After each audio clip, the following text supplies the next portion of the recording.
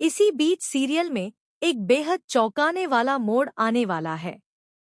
यशवर्धन द्वारा बनाई गई एक खास पेंटिंग अचानक कहानी का सबसे बड़ा रहस्य बन जाती है।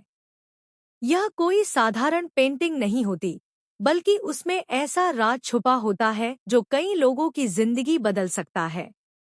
झेंडे इस बात को अच्छी तरह जानता है, इसलिए वह चुपके से उस पेंटिंग को हमेशा के लिए खत्म करने का फैसला कर लेता है।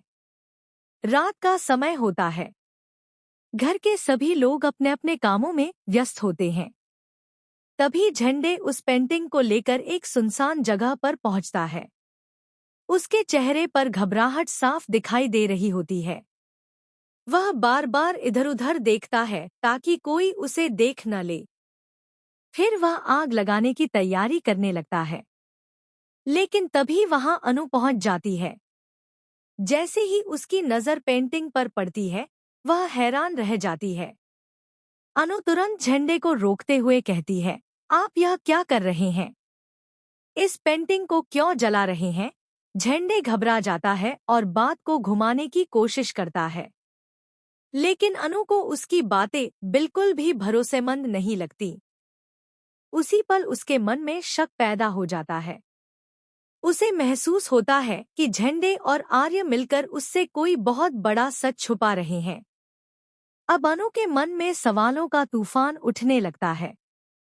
आखिर इस पेंटिंग में ऐसा क्या है जिसे छुपाने के लिए उसे जलाया जा रहा है? क्यों हर कोई सच बताने से बच रहा है? और सबसे बड़ा सवाल, आखिर उसके सपनों का उस रहस्यमयी बच्चे और उस अज्ञात महिला से क्या संबंध है? इन सवालों के जवाब तलाशने के लिए अनु सीधे सिद्धि माता के पास जाने का फैसला करती है। अगले दिन वह बेहद परेशान हालत में सिद्धि माता के आश्रम पहुंचती है। वहां पहुंचते ही वह उनके चरणों में बैठ जाती है और भावुक होकर कहती है, माँ, अब मुझसे यह सब सहा नहीं जा रहा। मुझे हर रात एक ही सपना दिखाई देता है। उस सपने में एक महिला होती है और अब उसके साथ एक छोटा बच्चा भी दिखाई देने लगा है।